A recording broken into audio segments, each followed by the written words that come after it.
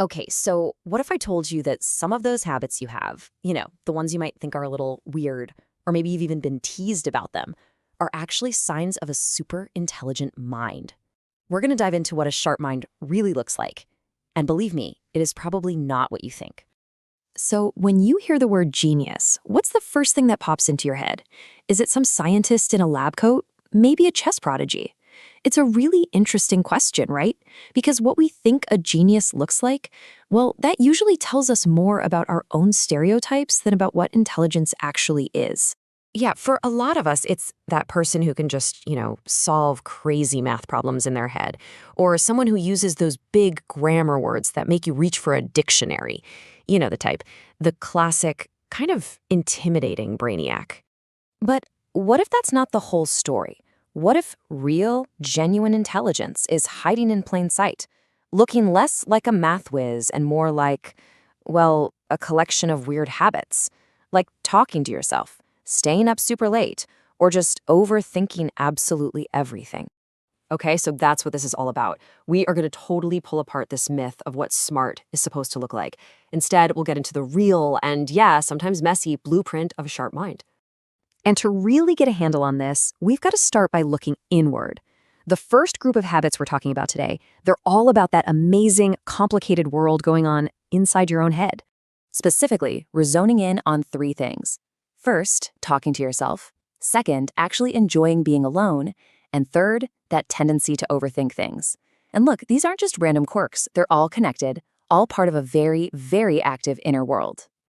So let's start with talking to yourself. No, it's not a sign you're going crazy. It's actually more like an efficiency hack.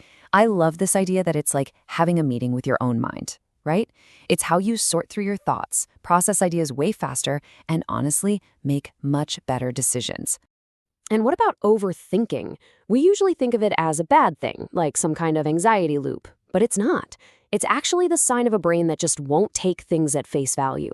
It's a need to look at a situation from every single angle, always asking those deep questions. Why? And, but what if? So, if you put it all together, this inner world is really built on a few key things. You've got self-talk to get clear, alone time to reflect, and that deep dive analysis to truly understand. These are like the building blocks. But hey, a sharp mind doesn't just stay cooped up inside its own head, right? It gets out there and interacts with the world in some really specific, curious, and creative ways. You totally know this person. Maybe it's even you. The one who ends up in a Wikipedia rabbit hole at 2 in the morning, or just loves watching documentaries about the most random stuff. This isn't about being a trivia champion. It's about a genuine, deep-down need to just understand, to know how things tick. And this kind of leads into our next point, the night owl thing.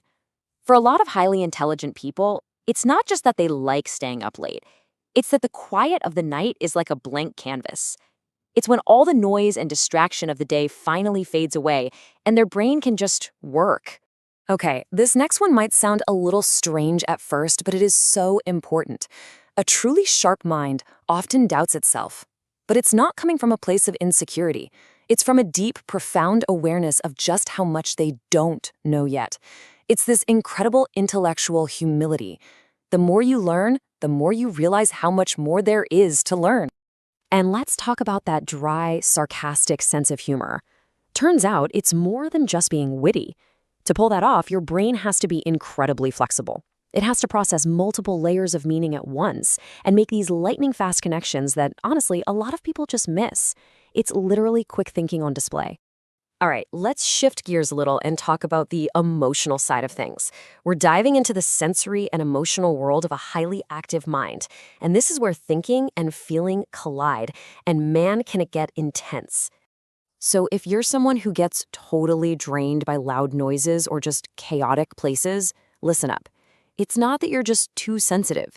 It's because your brain is already working overtime, processing a ton of information. So all that extra noise and chaos, it's just too much. It's neurologically overwhelming. Quiet isn't a preference for you, it's a necessity. And this totally applies to social stuff too. Think about small talk, gossip, talking about the weather. It can feel like such a drain on your mental battery.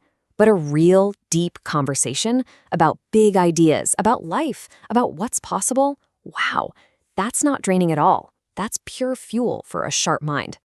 And last but not least, emotional intensity. It makes perfect sense, right?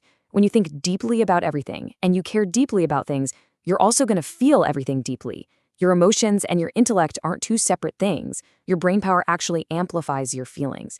And that can be an incredible strength, but it can also be a huge challenge.